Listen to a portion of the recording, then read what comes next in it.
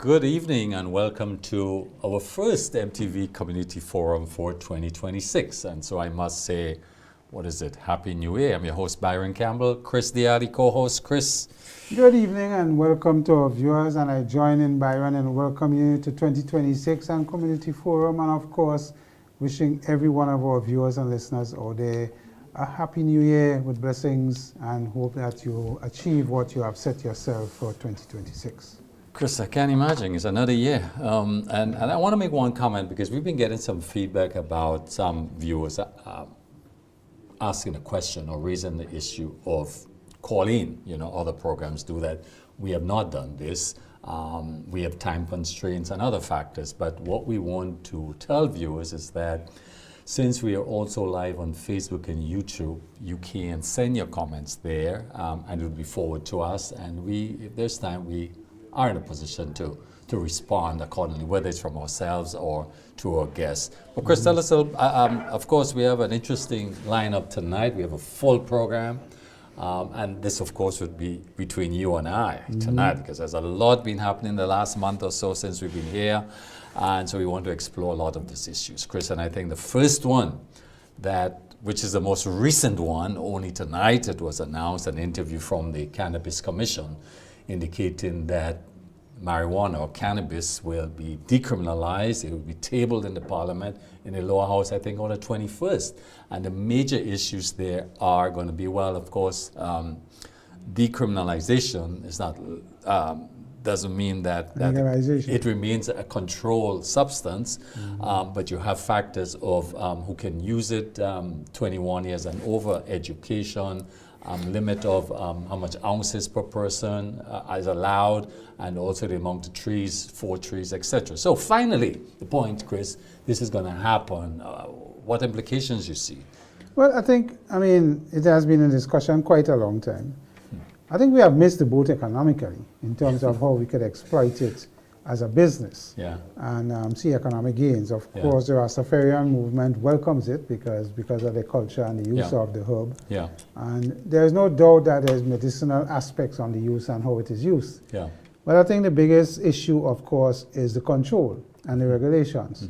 This act tends to purport the fact that once you're under 18, you're not allowed. Under 21. Under 21. Yes. You're not allowed. So it's how we're going to control that, and how we're going to get our younger people to know, even though you're a teenager, that you're not supposed to partake in any use of the drug, whether it's smoking or otherwise.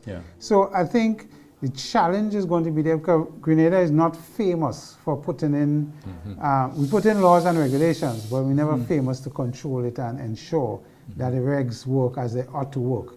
So, yes, we can have the legislation. Yes, we need to understand what is going to happen, and we need to understand how it's going to affect our younger side of the population in terms of the use of it, and whether or not it will have psychotropic issues with them, with their mind, and so on and so forth. So, work in progress. Let us see what comes out. I know the CEO announced today that what they're doing, and hopefully we could get on the program to get some more details. So it's an interesting development, and we see how. But as you rightly said, a lot of it would be education and information, because as a substance could be abused. Yes. Like everything else. Chris, we had the carnage from many aspects. Of course, we've heard the Prime Minister addressing the issue, indicating that instructions were given to the Port Authority to take action to have the trawlers removed due to the pollution and safety concerns. We saw, in fact, in December or early January, there was an accident there, not the first, persons tripping on the tying ropes which crossed the sidewalk. That's one issue, but of course also the pollution, major issue. But it's a hazard issue. Hazardous. So the Port Authority, he indicated, have been instructed. But Chris, my beef is that we need to deal with this with an overall policy. We have scores of boats there. If it's instructions, it's just issued to move. As the fishermen are rightly saying, where are we going? Where are they going?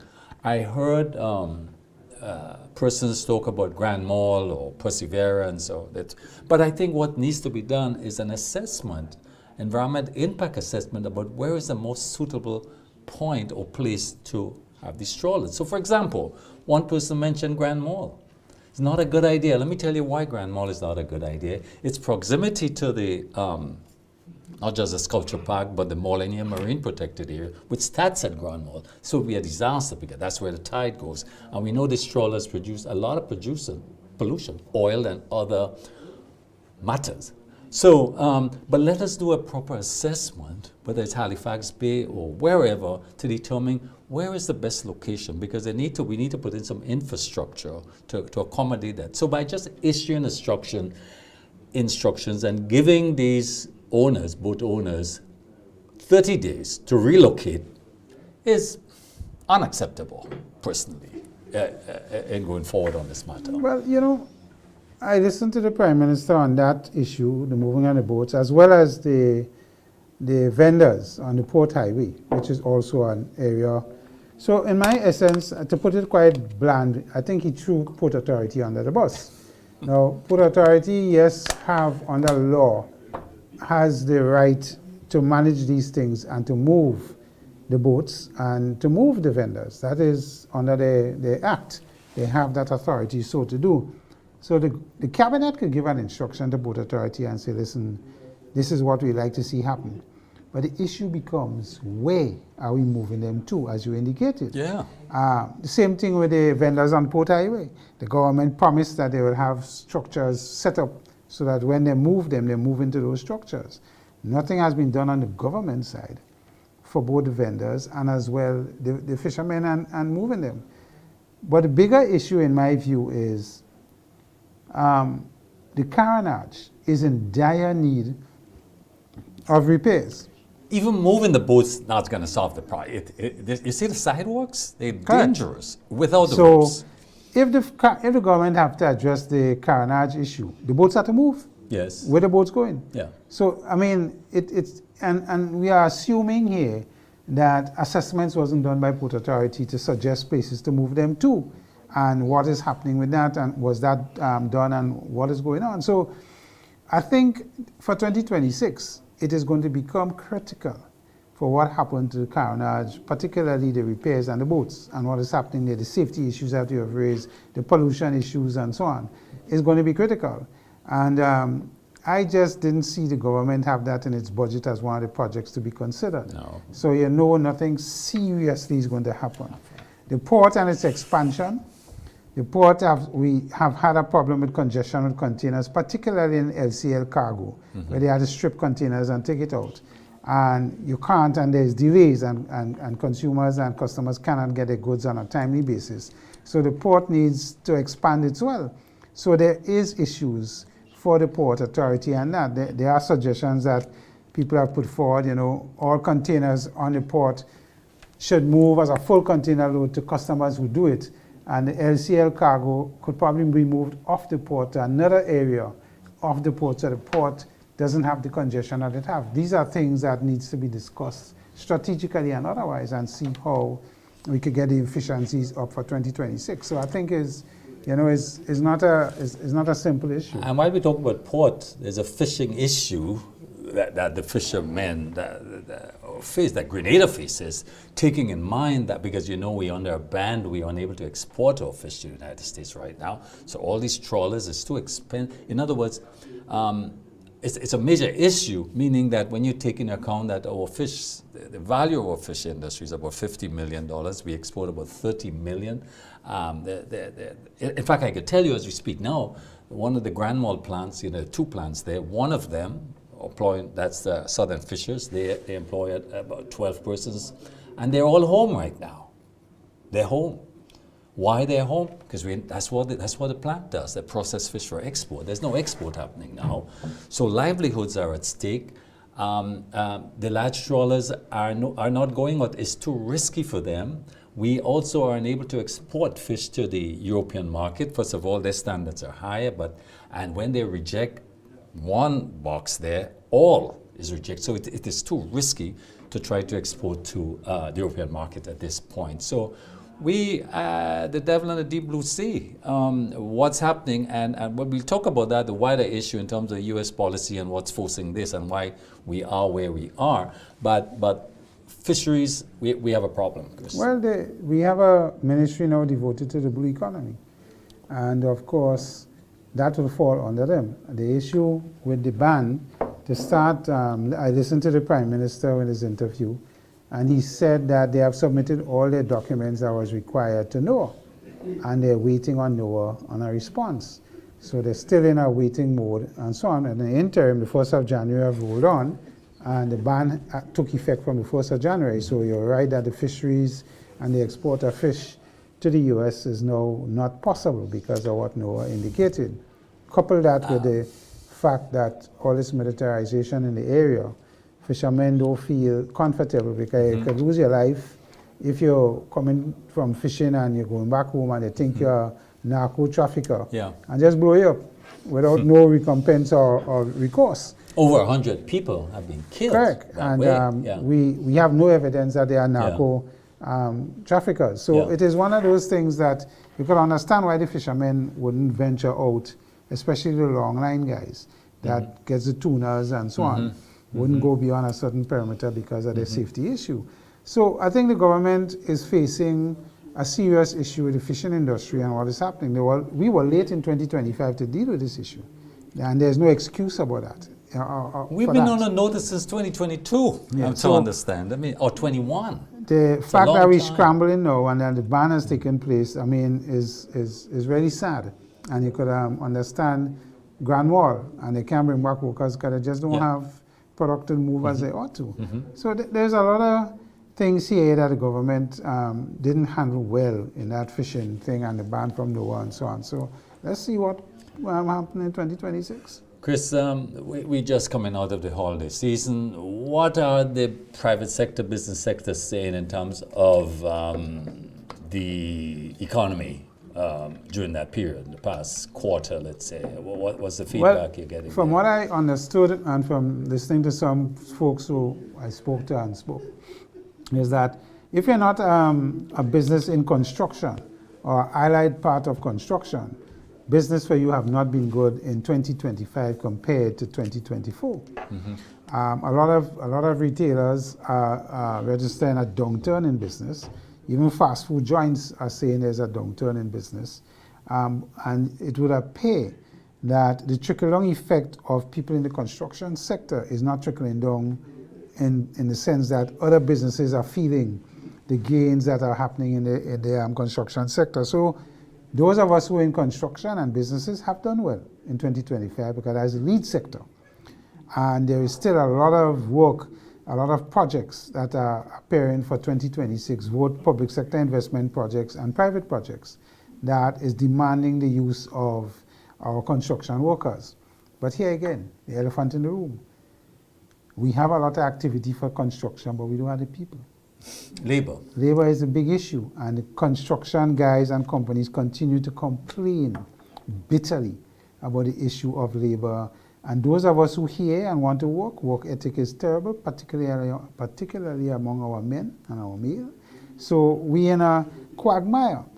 And hence, Byron, I am suggesting for this government that we need to look seriously at scrapping this work permit issue and have a structured approach to migration and immigration in the sectors that need it the most, in my view, agriculture and construction.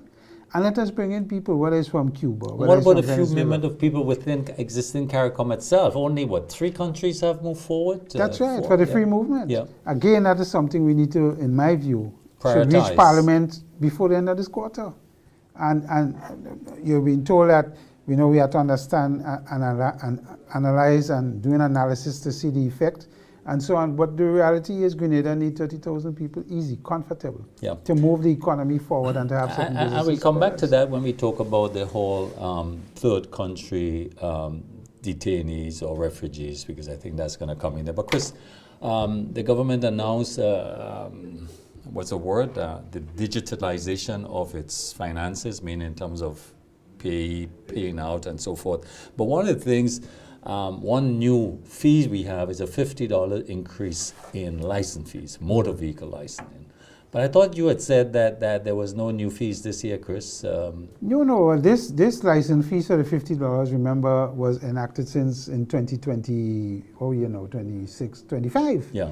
But based on the timing and when it was done and the gazetting, they couldn't effect it in law. Yeah, in so it's happening 25. now. It's happening now. But the reason for it, as explained by the Prime Minister and Minister of Finance, is to deal with the added cost of road maintenance. But here's the thing, Chris. A lot of the damages we haven't done to the road is as a result of the large trucks, the large vehicles. They are 20 tons. Our roads are built for no more than 5 or 10 tons. And these are the culprits. This is what's responsible, although we have legislation to limit the tonnage of vehicles, but it's not being done. So guess what? The entire nation, the guy with a little Honda car, a little Civic car, are being asked to pay for these damages. The larger vehicles, because they are primarily responsible for the destruction, should pay the bulk of this cost. Well, I have to agree with you that our roads have not been designed for the tonnage that's on the road now, and hence the degradation. But right now in Grenada, all our main roads need to be resurfaced and redone to accommodate the higher tonnage. But it's not going to last because they're not being built or constructed for the loads that are going Well, that's on what them. I'm saying. Yeah. I'm saying the roads need to be redone to facilitate that, the higher tonnage. You can't just say we're resurfacing Grandance as an example and not recompact the road to take care of the extra tonnage that's on the road. Would that be done? So, that's the question. but that is an expensive venture the government will have to, whichever government is in office. Yeah. $50 ain't cutting it. Yeah. $50 won't cut it, extra $50. So government is caught between the devil and the deep blue sea in the sense that if you're going to increase the fees for the use of these trucks on the road, let's say because they are the major culprits, is by how much? And would that facilitate what the road reconstruction and the monies to reconstruct the roads? I don't think so. So all we're going to see is some patching here and there to facilitate the deterioration, and when rain falls and so on, and it digs up the road and so forth. So we have a situation in terms of infrastructure that's going to face the country, and it's not necessarily this government or anyone coming, that is going to need to be addressed and addressed in a serious projecting manner. a reshuffle, Chris, in terms of portfolio within the present administration, that the Prime Minister will give up infrastructure. It's just not working. It's not working out. Well, its capacity to that's right. to do this. Well, it's not the Prime Minister capacity. I think construction is faced with capacity issues. General. Yeah, but I mean in we terms do of the equipment, portfolio we do the responsibility. people, and so on. And the Prime Minister taking the lead as a ministry is more than just cosmetic. Yeah. Because if you can't get significant things to happen in that ministry and plan for things to be executed in a timely manner, I mean, the Prime Minister complained about the road up at the cliff and how long that is taking. And when you see what's happening on that road in terms of men and the deployment and so on, you have to ask yourself. It's not happening. Yeah. And I understand that there was an announcement that the Bolio main road would be coming from Constantine. That area would be, Nawasa would be doing major pipeline there again. So yeah, and I mean, when you add the Nawasa project to the condition of the roads, it doesn't help the people who are moving on the roads. And the increase in automobiles, Chris. Were you around for the holidays? You saw the traffic congestions? Yeah. I mean, right now, as there's no parking in the city. The parking lot is always filled, by the way. If you're going to park there, you have to wait around half an hour to try to get in. Grandance is saturated right now in the city. Well, that's a good thing. You have policemen, personnel, wardens controlling traffic. The lights are of no effect, really. So it's interesting to see how this traffic management is going to go forward. We know the Prime Minister have issued a statement saying that that's the priority for him. We have a problem, Chris, because we are increasing the traffic numbers by 300 a month. Yeah, average. and the issue, as the Prime Minister indicated, rightfully so, is the decisions that will have to be made to deal with the traffic congestions are going to be severe. Yeah. And we may not like it. And if the government is planning to have an election constitutionally due in 2027, then I know they're going to tread lightly. The parking issue, the police have started moving persons on certain main roads Yeah. in terms of the parking, which has Yeah. started and has worked to some degree. They need to continue that in a lot of other areas and see what happens with the parking, because you can move people from parking during peak hours in the period, but when they come home from work in the night, They had to go somewhere. they go somewhere and they park on the road and the road comes back to one lane. And the same issues are remaining with emergencies vehicles being able to move efficiently to get emergencies to whether it's ambulance or fire. And they can't move because if you see the congestion in traffic in Grand Anse as an example, or where they redirect traffic to Woburn and the ambulance wants to come through, there's just no way, no place for the ambulance to get egress to go and deal with the emergency because everybody is just jammed on their own lane. So it is a serious problem that's going to be facing our country, and it's getting worse. Now the issue is, and you could ask, how do we limit the importation of vehicles? And how do you go and tell a man, well, you're not thinking about buying a vehicle and you can't buy it now because we have too much on the road? And you have to work with what is there. But you could, look, where I live, if there's a reliable bus service, Chris, and I'm going to the city, no point in taking my vehicle. I'll take the bus. Yeah, but they're going to address that now. I'll take the bus. So the question of a more efficient, a better coordinated public transport system, this is going to be, this could play a big part because you can still have a car that you use, but you can select, you can choose to use public transport according to what you're doing. And that is a viable alternative on the assumptions that, you know, the Prime Minister did announce, and in the budget the Minister of Finance, that they're looking to bring in a public transport service on EVs. And that, of course, is a positive thing and is a good thing. Where are the public transport buses going to move if we have traffic jam? You're still caught in an issue of the capacity of the roads to handle the public. Okay, you're going to add public transport buses or whatever to the, so it's more vehicles on the road. But if I'm no longer using my private vehicle and I'm using the bus, that's okay. Because if the bus is reliable, I could choose, I can make a decision. And that is, but how you get the private vehicles off the road? You have to put a toll that makes it too expensive to bring a vehicle into town. And that is another thing that the public is not going to react nicely to. So they're going to be facing some very difficult decisions dealing with the transport, because it's not going to be a simple fix. Yeah, Chris, we have a lot to talk about, particularly the regional issues taking place, or the local regional issues. And so we're going to take a short break now, and viewers, stay with us. We'll be right back.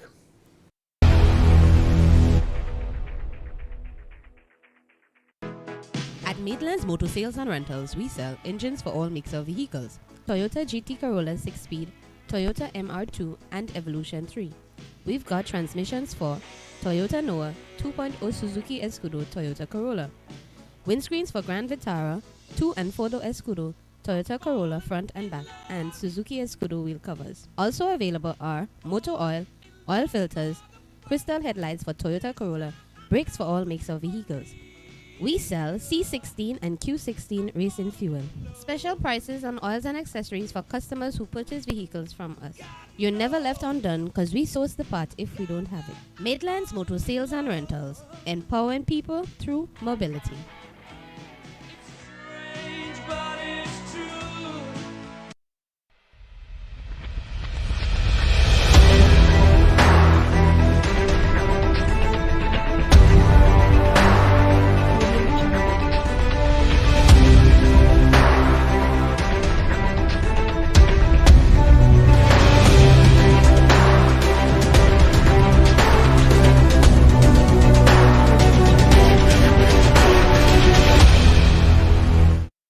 Welcome back, viewers, to MTV Community Forum. Chris, like in the past weeks, there's been major significant development in our region. It was, we can say, it was not unexpected. And I'm talking here, of course, the issue with Venezuela and the United States. We've seen that the U.S. has, well, some say invaded, but clearly entered into Venezuela and kidnapped, arrested the president, Maduro, and brought him to the United States to face trial for related to drugs and all that. So we know those are the details. But this was a significant and major operation that we saw the United States engaged in. Significant implications. We had some disruption of air flights and other things within the region. So we saw that is what we've been talking about. It's been disruptive for us. It's an ongoing situation in that what we've seen is the use of power to essentially get what the other party wants. We have not heard much pronouncement or commentary on this from CARICOM in a significant way. We've had a release, yes, a statement saying we believe things should be solved peacefully through negotiations and the region should be a zone of peace, but nobody went far as to condemn this action for what it is, or what it was. What we're seeing, and we're going to discuss this, what we're seeing is how the United States is intent on taking control of Venezuela with a focus on its resources, on its oil, and being very blatant, being very open to say that we'll own it for now, we'll control it for now, you will be able to, we will spend the money for you, you will buy everything from us, we'll continue to hijack or to seize any ships coming out, the oil that you produce. So it's power. It's entirely power, and these are implications. So I think we would for discussion. Let's just explore this, what it means for us for the region, and what we see related to that is the nature of the United States and how it's interfacing with the various territories and islands on this, and how it is seeking to influence us and to control. I mean, the geopolitical issue, it has made it very clear that such resources in this backyard has to, it wants to determine who gets the oil. Doesn't want the oil, but to determine who gets the oil. What are the implications here? I share a slightly different view based on what President Trump said after the removal of President Maduro out of Venezuela. From the point of view that, first of all, he said this is about narco-terrorism and movement of drugs and so on. Yeah. And then in his interview, he said, this is about control of Venezuela and the mineral resources. Yeah. And so it threw the whole concept of what I said initially out of the window. But we knew it was not true anyway. And of course, the issue with Ms. Prasad Bissessar and her support and talking about narco-tourism and jumping on that bandwagon, I think he threw her under the bus. Yes. Essentially, because that's not what it's about. Right. But listening over the holiday season to different perspectives on this, you get a feeling that it's not only about oil, because Venezuela heavy crude oil has been in neglect, and the industry have been in neglect for quite a while. The investments that you'll have to make to get it up to the standards to make it shippable and viable is going to cost billions. When you look at the futures for oil on the stock exchange, the price continues to be one that would not support that level of investments to make back your investment when oil companies will have to come and develop infrastructure to get the oil to the required quality. So it is partly oil and minerals. But I think the bigger issue also is the U.S. wants to make sure that countries like Cuba, for example, who supports Venezuela and what they do, and other Latin American countries like Colombia and Mexico and so on, that they have control politically and otherwise on these countries. And you get a sense that this is what it's about. This is about getting rid of Cuba off the map. And basically, Cuba was seriously supplied by Venezuela for oil and other things, and then Cuba in exchange will send the people. A lot of Cubans Security arrangement, died in this. Over 32. Right, in this operation. Yeah. And you hear nothing about the casualties of the war for Venezuelans. You're only hearing about, the U.S. Delta Force team went in and they had no injuries. Well, they've and announced the amount, issues. well, I think 102 persons got killed. That was the release put out by Venezuela. Yeah, so I mean, it is a sense that the U.S. have taken the adopted the stance going forward, and might is right. And when I say what it is, you either do what I say or you'll pay the consequences. And the whole thing about the United Nations and a rules-based system that was set up after World War II seem to have gone out of the window as far as the U.S. is concerned. You hear President Trump talking about Greenland and so on. And I hear you talking about CARICOM and the condemnation, but even though CARICOM was to condemn, is to what end?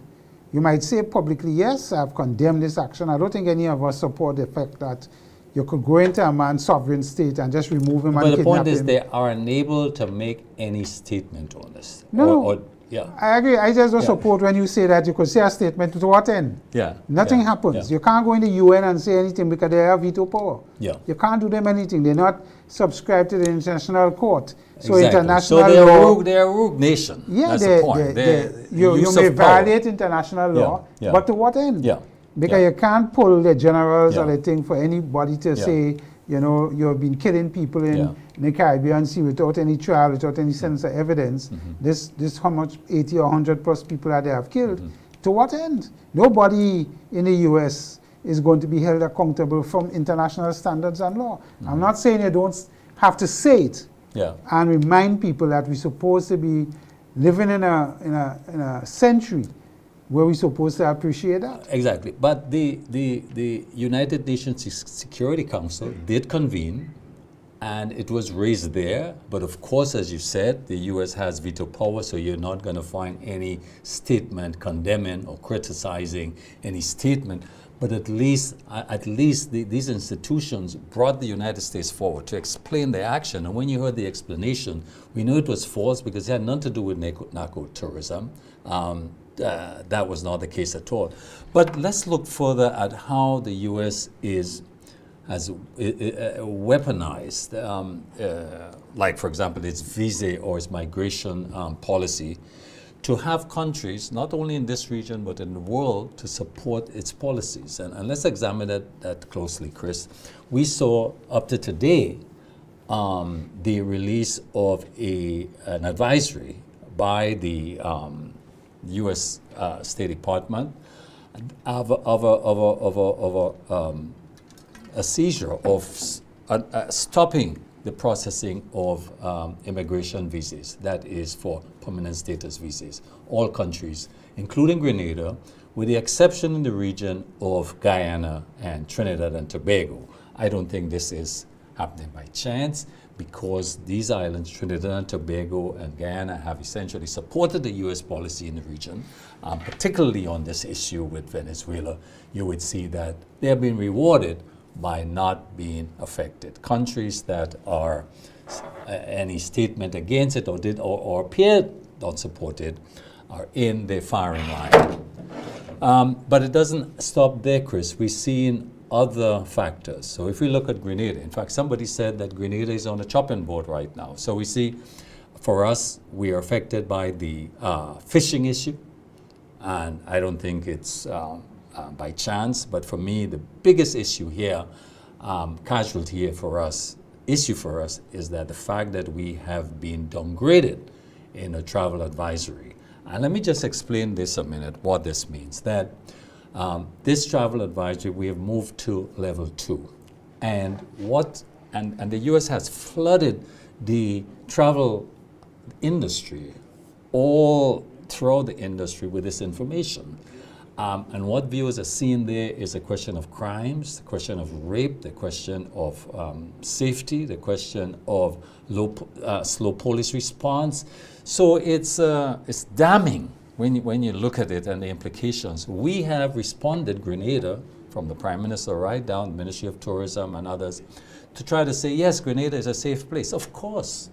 Particularly when you compare it with other territories. We had 10 homicide last year. Other countries and neighbors had over 60, same size population. So relatively we are safe, but that's not what American viewers in particularly are seeing when they look at Grenada. And I don't think that this is by chance, Chris. I believe that this is part of that policy, using visa restriction. So it's economic focus, to affect us, to force countries like us to support U.S. policies. And this, I submit, is tied into the third country deportees. That's what we're talking about. And we're going to explore that in a while, Chris. But clearly, how the visa and migration has been weaponized by the United States right now. Yeah, and I cannot say that it is not being weaponized. The U.S. policy right now, might is right. You either accede to what I'm saying or you will feel the consequences, as I said earlier. Yeah.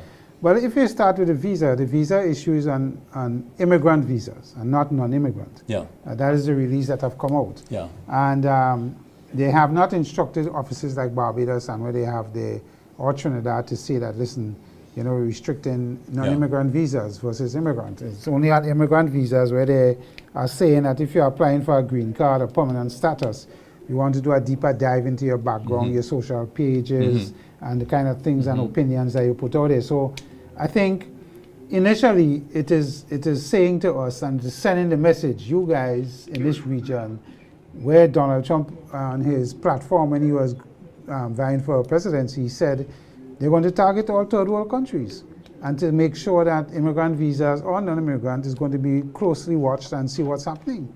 So this is nothing unexpected from that point of view. The travel advisory to level 2, I believe that it is, again, they're sending a message, I think, generally, that we need to keep you guys in order. So we issue a travel, because we could issue it, we're issuing it. When you look at countries like Germany and Spain and so on, they have travel to advisories based on a number of things, whether it's criminal issues and what is happening there. But to me, the travel to advisory, and I think the government and tourism did a good job in responding, but are we seeing drop-off in occupancy levels in the hotels? Are we seeing cancellation of flights? Are we seeing the airlift load with our flights coming in has dropped? I don't think it has. Based on what what GTA are reporting, are we seeing less cruise ships? So yes, you issue a travel to advisory, but has it taken effect in a deleterious way for our industry in tourism? I don't think it has as yet. And that is what we need to manage and put out there. But occupancy levels for hotels normally are given. I understand right now. I'm not saying that it is related, but the information reaching me, it is low. Occupancy? Yeah. No, not at all. Occupancy levels is 80% per plus. Not all hotels. No, not all hotels will have it, but the major hotels are registering that. Yeah. But remember, you have an Airbnb occupancy level as well, which has not fallen off. Yeah. So yes, you have the travel to advisory, but if the GTA is saying that they have not seen a significant drop-off, it has not affected or given the impression that it's going to affect us. But again, I support what you say. The U.S. is using these things to let you know. Absolutely. We have things in our pocket that we can use that could damage you in a certain sense. It has clear potential to damage our industry, an industry that we are particularly dependent on. What percent of our GDP is tourism, Chris? Yeah, it's certainly in the 30s and the 40s, depending on the So it season is or whatever. major, it is significant. Yeah. And to target us at this time, I think is clearly what's coming. Related to that, Chris, of course, is the, and we have attempted, and as you said, credit the government with, to fight back, to come out and say, look, we are okay, we are safe, but this promotion by the United States in all travel advisory, and again, just to repeat it, what people are seeing is crimes, American killed, rape, slow police response. So we should not take this lightly. The implications are significant for us. And the response by the government and GTA was appropriate to deal with it, I think. But of course, and again, all these policies are related as pressure. And we see that now, and we could go on to this, Chris, this question of third country removals or third countries deportees being sent. In other words, you could have call it any country, a Ghanaian being sent to Grenada or anywhere, third countries deportees. We've seen that St. Kitts, Antigua, Dominica have agreed to accept third countries deportees. Grenada had previously declined. That was last year, just about a year ago, a request by the U.S. government. What our response was, and I'm quoting the Minister of Foreign Affairs at the time, what he said that this request came in. We agreed that we will accept upfront our own nationals being deported. We'd like to have their records, if any exist, so we can better adjust to accommodate them. But we don't think we are able, we have the capacity to accept third countries' deportees. But what's interesting is the U.S. has made the request again. That was reported to our government. Here's the thing, though, that if you're asking a country like Grenada, or certainly these small islands, to accept your deportees, why do you think we have the capacity? If you can't deal with the social issue or the economic issue or the social fallout and other related issue, why you think that we have the capacity to do this? But what's interesting too, and this is tied to the ICE operations, you know, these a lot of people have been arrested in schools, it's disruptive to families, it is creating a lot of fear, it is harming a lot of hardworking people. What's interesting too is that the people at the front line who is challenging this, and I must add here too that the several states and businesses organizations have taken the matter to court. They have won a lot in the state courts, and now the matter is before the Supreme Court, because they are saying that this is illegal, this is unconstitutional, international law and other factors they're raising on this. So the big question is, and they're saying they're opposed to third countries accepting this, because when you accept these persons, you are accommodating this. You know, you're making it work for the U.S. president and the U.S. administration. So, but now it's being forced. When I looked at the prime ministers of St. Kitts, Antigua, and Dominicans, and Lucia, when I saw them making the statements, they look defeated. They look, you can see as though this matter was forced on them, that they didn't have a choice in the matter. So the U.S. is likely to get what it wants, and also from Grenada, Chris. Well, I don't know about the Grenada thing, but at the end of the day, you know, here we have to talk about CARICOM and what is happening. Obviously, we are not united in this position from a CARICOM perspective. Yeah. Because we could talk about all the ills of bringing third country people into your culture and into your society. They may not speak the same language. Their social, the way in how they socially interact will be different to what we know, to our culture and so on. So there are a lot of negatives in having that. We don't have the capacity in terms of housing for our own people. Where are we going to house them? Yes, you may say they could give us employment because we have more hands and feet on the ground, but employment in what? Are security risk also. That's right. Yeah. Are they criminals? What are their records? Are they child abusers? What is it that we're getting? And I am quite certain that when the U.S. talk about third country refugees to settle, the word refugee brings up a serious meaning that we know you don't have the capacity to deal with these people, that's why we're calling them a refugee. Yeah. So let them come in your place, we might have to put them in tent or find, what is this about? We call them deportees too. Yeah. Right, so at the end of the day, you know, I don't think countries like ourselves are struggling to maintain for our own people certain basic needs, could take in additional people to supply and deal with them.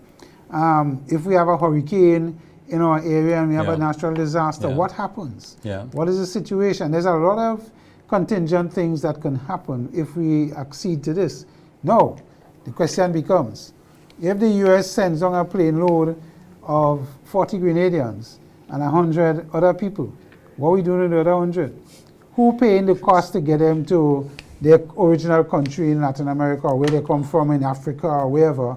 Who paying that and meeting that cost to send them to their country of birth or where they come from? It is going to have to be us. Chris. You know, so it is not an easy issue for the government to, the government has to hold firm and say it refuses.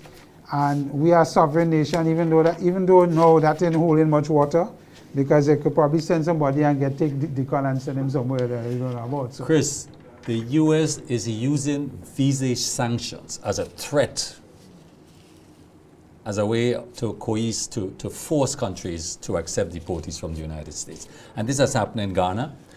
We see when Ghana agreed to, they just ban all travel. That's what St. Kitts and Antigua So it's a direct policy.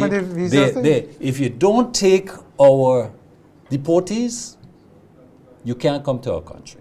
straight up, you know. But our leaders are not coming forward and be honest with us and say that they have no choice in the matter because the consequences for not accepting it. But you see, and again, this is where the power comes in, Chris.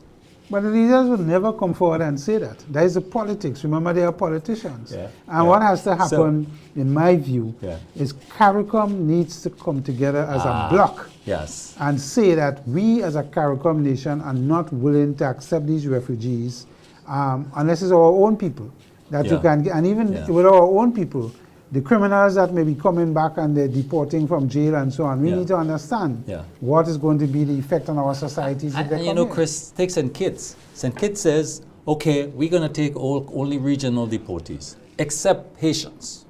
Yeah. I mean, that was kind of vulgar. That was kind of really out. But there's some arguments here, local, and I've heard this local argument here from people who's saying that we should accept these deportees because it's an avenue of satisfying the point you were making earlier of meeting your labor requirements. Yeah, but we don't know if these people could work in the agricultural That's sector, the point. construction sector. We don't know the qualifications, their background, nothing. And you know, when you listen to what Prime Minister Kamla Persad-Bissessar stated about, you know, there are a lot of drug running between these countries and moving drugs to the north and so on. Yes. Bringing in these people who we don't understand their background will not probably make this situation worse with the drug running? So, Chris, we have no choice in the matter. Grenada will Well, we accept. can't say that yet because Grenada didn't accept. Well, So far. Yet. Yeah, we don't know. Yet. It's interesting. Let's see what happens. But let's just identify, and I think, why this is happening and how it's been used as a way of bullying you and forcing you to support the United States policies. Well, at the end of the If day, you we don't, just say the new foreign policy of the new United foreign States policies. is bullying. If you don't, And might is right. you're in trouble. Yeah. But clearly, I mean, where is this going? Where is this leading to? The wider issue with the U.S., the geopolitical issue, how the U.S. wants to see this as its Backyard. the as it Monroe says. Doctrine. We are in control here, and is looking at the whole area, even in Greenland, and even how it's operating with Greenland. It's vulgar. Yeah, Chris, but remember, when you you know, look at it. Remember, you know, this is the same U.S. that Yes. has pulled out U.S. aid to the region and have pulled out a lot of other aid programs to the region under the various programs and have disbanded U.S. aid and all of these things. So here is a country removing any grant assistance for you, and they are saying to you guys, sending you back in the dark ages. You have to go and fend on your own, take more loans to supplement your social programs and your infrastructural development, and we are not there to help. Yeah, and that's an important point you're making, because we talk about that, withdrawing from over 30 UN organizations, and that includes the Paris Climate Agreement. They declined to send any delegation to the COP30 Climate Summit in Brazil recently. They withdrew from WHO, the World Health Organization. This organization was supporting a lot of effort in Africa and other places. And they withdrew from UNESCO. I mean, it's like, you know, Chris, I mean, and before we move on from that, I have said, I view this, I mean, I refer to myself as an elder, that the election of Trump, and you saw it from since the first time, and his re-election was dangerous to the world. I mean, I didn't expect, Chris, that it would intensify so quickly to affect us here in this region. Remember, you know, the gentleman is just there for a little over a year, and all of these things and waves have started in all the different things. One thing you could give him, he has been consistent in delivering what he had promised. We may not like what he has done and how he's doing it, but it's to his base, he's a God, because he has said what he's going to do and he has delivered. And most people in the Republican Party, or the MAGA side of his support, is of the view that this man is absolutely, you know, astonishing in how he's performing and what he's doing. And Chris, one of the things, and of course, and we're going to move on to some local politics, but I heard the leader of the opposition, Honorary Emlyn Pierre, answered a question on Beyond the Headlines relating to, the question had to do with the same question, the deportees issue. And her response was that, well, she talked about compassion. you know, we need to be compassionate, and we need also to look at what is in our best interests. But it has to go further than that, or maybe political leaders can't talk openly about it. But to see the facade in this policy, and to see how the policy to accept that it's not just a question of being compassionate, but you might not be compassionate if you accept these people, because that is not what the leaders of this resistance want. You know, they don't want you to, because you're accommodating. And I want to make that point. You're accommodating this policy of deporting persons to other countries other than where they come from. So you need to see that, and I think we need to be honest about it, even as political leaders. I know sometimes you have to be diplomatic and careful about what you say, but that's the truth about it. You know, it's not being. If you decline, you're not being. You're not. In other words, if you decline, you're supporting the cause. If you accept them, you're not supporting it. No, well, Byron, the issue with Venezuela and what happened with President Maduro is a clear, bigger, wider issue that we don't respect countries and their sovereignty. So the U.S. may send a jet with their people and the refugees and land them on Point Saline. Of course. And we have no choice but to accept them on Point Saline. As I said earlier, the issue becomes, how do we get these people back to their country? We probably won't even know their nationality. You understand? So it's a difficult situation for any government to deal with. And I am of the view that our government needs to stand firm. It's not about compassion. It's about legal issues. It's about constitutional issues and the other issues, the social and other issues that comes with them, and whether we could support 10 or even 100 people that we don't know nothing about. Chris, all of these issues have to be taken into account. But they hold the cards. You know, I've been reflecting also, like with the fish, we are the only country in the world that has permits to export whole soursop, raw soursop, to the United States market, Chris. And in one moment, we could lose that privilege. Of course. They have the power. Yeah, That's what they have, and they are using it. I always say, independence first is a figment of imagination, when everything else is controlled by people outside. But to a large extent. Yeah, let's understand that. Let's understand that. I have always had my doubts about how independent we are. Power. But I want to, because there's another issue with CBI. Yeah. And what is happening with CBI. Yeah. And I heard the Prime Minister speak when he spoke on Beyond the Headlines that he believes that CBI has a lot of positives and is here to stay. And I support a lot of the things that he says. Yeah. But I think they're going to use the CBI as well to punish us in certain ways, because they are not about seeing us benefit from the investments that could come, or the potential investments that could come to CBI. I always argue that at the end of the day, all the adjustments they have cited as weaknesses in the program, and we have made adjustments in law to deal with it, like the residency issue and so on. Yeah. They don't care about that. At the end, they want to see CBI programs ended. Yes. And they can link all of that back to the visa issues and so on. Yes. So at the end of the day, our countries in this region are under serious threat in terms of revenues, where we get it from, and how do we strategically support ourselves in the next 5 to 10 years. And based on the posturing of the U.S., you would say that we are going to be into some difficult times. I agree, Chris. And what amplifies this, what makes it worse, is as a region, the CARICOM is not working. We don't have we don't have common policies. Everybody talk about their own sovereignty and don't see the strength is in the collective sovereignty. And so when we go individually, so we see Guyana and Trinidad support it, and we see it's not going to work. Yeah, that's a weakness, and the U.S. and other countries will use that to their advantage. Divide and rule. This is not nothing new. This is what we do. So us as CARICOM need to understand what we need to focus on. And CARICOM have made a lot of achievements in the region in terms of things that we have done. The issue is, how do we cement that and continue to be a unified force?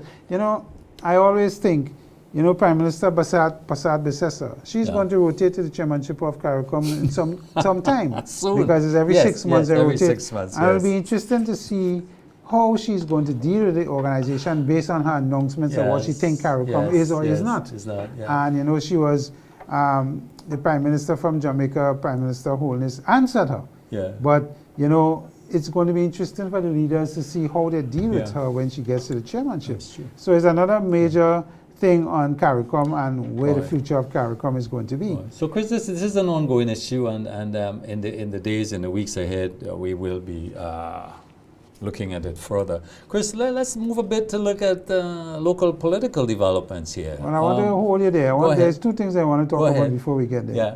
First of all, I want to make a suggestion to the government on a thing called alien land holding license. Yeah. Right now, alien land holding license is required for you if you're not a citizen and you want to do particular investments in the country and so on. Mm-hmm. It's been reported that it takes on average 3 months or more to get Mm-hmm. an alien land holding license done. And because of that, some potential investors get frustrated and they move. Yeah. They find it taking too long. Okay. And you can link that back to doing business in Grenada. You know, we, Yeah. had to Yeah. we used to monitor Yeah. doing business thing in Grenada at one time. I want to suggest to the government that we take alien land holding license, permit approval and the paperwork out of government and privatize that. Give it to a legal firm or some other firm that understands the process, and you don't lose revenue. The same revenue is going to come in, but what you're going to get is efficiency of operation and the potential investor who may come and benefit the country. It doesn't have to be in government. So efficiency. You're going Yes, for. and we need to move it out of there so that we could get Ministry of Finance, yeah. alien land holding license should be issued in a week. Yeah. Once it's requested and all the paperwork 3 is in months place. is You know, ridiculous, so investors don't get frustrated with our jurisdiction. And if we want to attract people in various digital platforms and ICT that we're talking about for young people and the creative industry, why do we want to have something like that take 3 months? So that's my first suggestion. A Shall I comment? forward this directly to the Prime Minister's office? Well, Chris? I would hope he is listening or his aides are listening, you know. But it's a good point. Yeah, and I want to talk about quickly, you know, before we get into the politics, because I know the politics Yeah. could be hot, is the dumping on the side of the road in Calivini. I cannot not start the new year with talking about, you know, which department is going to deal with that as we get into the dry season and so on. We have, the PPA, Yes. right? We have the police. We have a lot of people that are talking about it's illegal Yes. in what they're doing. And on top of that, as a Grenadian, it's a nasty thing to look at. And we as a people talking about tourism, environment, and It's protection. unsightly, yeah. And It's- we'll it's take our trucks and just dump. Unacceptable. I mean, It's I don't know unacceptable. when. And we've been talking about this for a while now. We showed pictures of it. We've Correct. And not to yeah. know. We Yeah. can't hear one department coming on Yeah. thing and saying, listen, this falls under our ambit. And I mean, we haven't spoken about all the illegal Yeah. Yeah. vending Yeah. that tell people to stop and so on, whether there's a health issue, is selling alcohol on So the it's sides of kind- the road. It's loose. Yeah, without no Things license. Things are loose. You have Chris. no Things are loose, Chris. space for people Yeah. to relieve themselves, you know, health issues. And we're talking about, you know, where we are with this country in tourism. I mean, we saying one thing on this side and we're not supporting on the So other we'll side. have to stop use the word transformative, Chris. I think for the time being, anyway. Let's at that point. There's no. Chris, let's go to politics a bit. What's new? What's happening? Well, we have 3 political parties, of course. We talk about. We think for greater efficiency, the government should consider a redistribution of tasks, the portfolios. We think that would be very useful, I think. I mean, we talked about whether there's an election this year. I don't think so, Chris. I don't see anything. Well, you're that- hearing all kind of rumors on the I ground don't think that will. that the Prime No. Minister will call it, you know, this year. And some people are posting. Remember, Justin Pierre last year said Yeah. he believes it's going to happen this year. Yeah. Colin Dowan, beyond the headline, said if they get a transformative project, and he was talking about Project Polaris? Polaris, Yeah. and they're advertising that they're breaking ground soon. Yeah. So if that starts, then, you know, the Prime Minister But the may pull the impact, trigger. impact, you know. Yeah, well, I it's mean, not- the yeah. impact of Polaris is another issue, Yeah, but he could that's the pull the point. trigger and say, well, there's a transformative project on the Yeah. road, on the It's not going to ground. touch people. It's not Right, gonna, yeah. at this And point. so there are anyway. positive things that they may. So Yeah. you're hearing rumors on the ground that, Yeah. you know, he may pull the trigger early.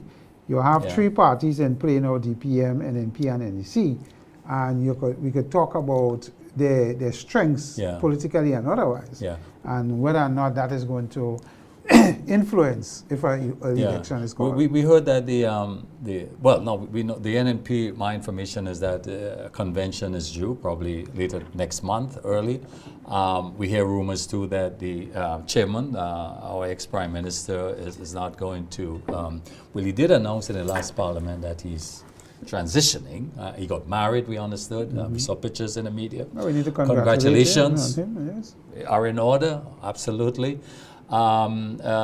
We hear also that there's a new entrance. We understand that Joseph, the present acting clerk of parliament, is going to be replacing him as the person in the Northwest constituency. Of course, that's all rumors. We don't know. We'll know sooner, however. I think what's interesting too, it's been alleged that we heard that Pastor Simon is resigning. Has resigned. Has resigned. Well, it's effective in March, I think. I don't know. He has resigned. He has tendered his resignation. Okay, it right. takes effect. But there's down the road. rumors going around that he's moving into He politics. may be into politics. Yeah. He Which hasn't which said- part do he you hasn't think said he's anything likely else. going to the movement or other? I don't know. We don't even know if Pastor Simon will get into politics. I mean, over the years. Well, he it's has- alleged. I mean, Yeah, he has been very yeah. open with his comments, Yeah, politically and yeah. otherwise, of the state of play in our country, whether it's crime, abuse, and religion to some extent. So he's a very outspoken personality, and we may argue whether or not being so steeped in his spiritual and religious beliefs, whether that will mesh well in politics. We have had people coming from those backgrounds and have not done well in politics because of the nature of what politics appears to be in our small islands. So it is something that we could look at and see how it develops, Yeah. and you see how that goes. But it is interesting for 2026. I believe the first 6 months of this year is going to dictate whether or not there is going to be an early election or not, and how parties are going to announce themselves. As you say, NNP is planning to have a convention of sorts to announce moving from caretaker status to candidate status for the various constituencies, Yeah. and who are the new ones coming and the ones that are retiring. So that is going to be interesting on their side. DPM have said they're going to announce 15 candidates for their constituencies. The leader of DPM is very vocal now on various social media platforms, and he's out there more. And it will be interesting to see when they announce what they will have to announce for the candidate So candidates. an interesting period. Yeah, certainly, I remember emerging. a DPM party, whoever they announce, have to give the people, those candidates, some time for the people to get to know them and what they're about and the policy. The leaders have enunciated, certain things, but it's to see how that develops. So I think it's going to be an interesting year. You're hearing NDC having issues. They want to reshuffle their cabinet, and the Prime Minister wants to do that and put people in different portfolios to get more efficiency and make things happen. And they have been plagued with not, in my view and other people's view, of a transformative area or issue apart from the health and what is happening with Mount Sinai and the hospital and what is happening there, and NHI.